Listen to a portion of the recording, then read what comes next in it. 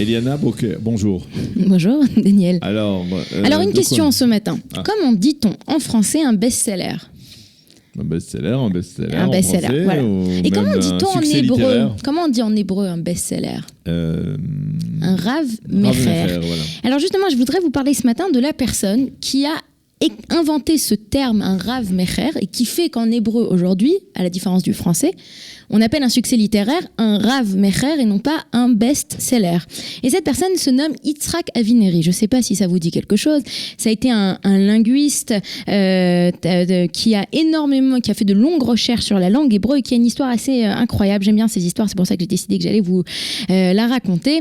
Il a inventé une vingtaine de mots que l'on emploie tous les jours, comme par exemple, alors c'est très Rav Mecher, donc vous connaissez, oui. Tapouz, la célèbre orange, Tapouach Zahav, Tapouz, c'est lui qui a inventé ce terme. Ishum, l'octave Ishum, c'est-à-dire Ishum.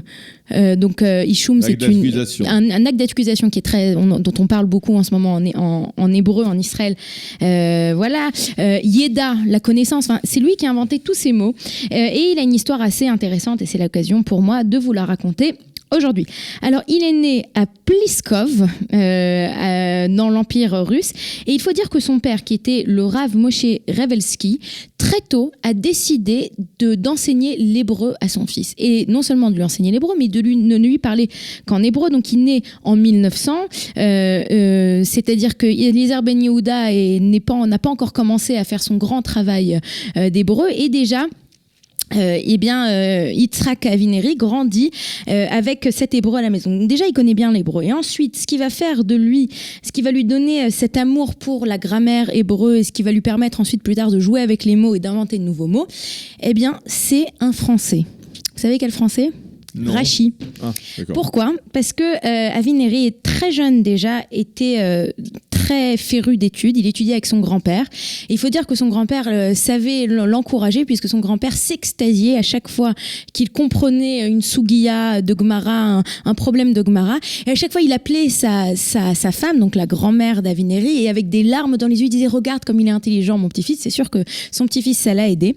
Et une des choses en particulier quand on connaît un petit peu Rachi s'arrête souvent sur la forme grammaticale du mot pour essayer de mieux comprendre. Et donc, comme ils étudiaient ensemble, Yitzhak Avineri a développé une passion pour Rachi. Et son grand-père, lui disait toujours « Qu'est-ce que veut dire Rachi ? Qu'est-ce que Rachi veut nous expliquer ?» Et donc, il est devenu en fait un grand... il avait beaucoup de talent, un expert à expliquer Rachi. Et donc, c'est de là qu'est venu son amour pour les mots et pour les explications l'explication de la langue. Et alors, ce qui est intéressant, c'est que son père, quand il a 14 ans, va l'envoyer, donc il vient d'une famille religieuse, il l'envoie au Gymnasiat Herzliya, qui est le bastion de l'enseignement de l'hébreu laïque. Mais en même temps, non seulement il va être là-bas, mais en même temps, il va être chez quelqu'un d'autre, il va étudier chez quelqu'un d'autre, dont c'est l'anniversaire de la naissance aujourd'hui, le Rav Kook. Donc il va étudier et chez le Rav Kook et au Gymnasiat Herzliya. Bon, ensuite, il va retourner l'été dans l'Empire russe pour voir sa famille. La Première Guerre mondiale éclate. Pendant 12 ans, il n'aura pas accès, il ne pourra pas rentrer en Eretz Israël jusqu'à ce qu'il y revienne. Mais il va véritablement, avec imaginez-vous ces deux mesures, ces deux poids, deux mesures, d'un côté, l'hébreu et l'enseignement de la belle langue hébraïque et du renouveau de la langue hébraïque, et de l'autre côté l'enseignement religieux. Et il faut savoir que le Rav Kook aussi, si vous lisez un petit peu, moi j'avais une amie qui me disait toujours, le Rav Kook, je comprends les mots mais je comprends pas ce qu'il veut dire, c'est-à-dire qu'il emploie des termes très fleuris et c'est assez compliqué parfois de comprendre ce qu'il veut dire. Et donc c'est dans ce milieu culturel que Yitzhak Avineri va grandir. Et ensuite, quand il va revenir en Israël, il va donc changer son nom.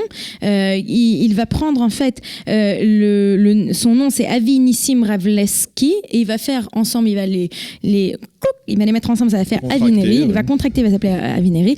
Et ensuite, en Israël, il va travailler pendant de nombreuses années pour justement travailler les langues. Et en fait, d'où tout a commencé? Est-ce que vous savez comment est-ce que il a commencé à faire en fait de cette passion son travail quotidien? Il avait l'habitude de corriger les articles de Ben Gurion et de Moshe Charette. Donc tout était publié. Il disait mais non, Ben Gurion a oublié le mot de liaison et. Alors il faisait des corrections et au bout d'un moment, comme on a vu qu'il s'y connaissait en hébreu, Il a commencé à faire que ça. Il a écrit de très nombreux livres, dont un qui s'appelle Echal Rashi, où il explique justement la grammaire de Rashi. C'est un personnage comme ça complètement éclectique qu'on peut même pas imaginer, qui a entre le Gymnasiat Herzliya et le Rav Kook, mais c'était important pour moi de vous en parler aujourd'hui. Et il est décédé ? Il est décédé à la date d'aujourd'hui, merci Daniel. Donc le 16 Elul 1977, 30 août 1977.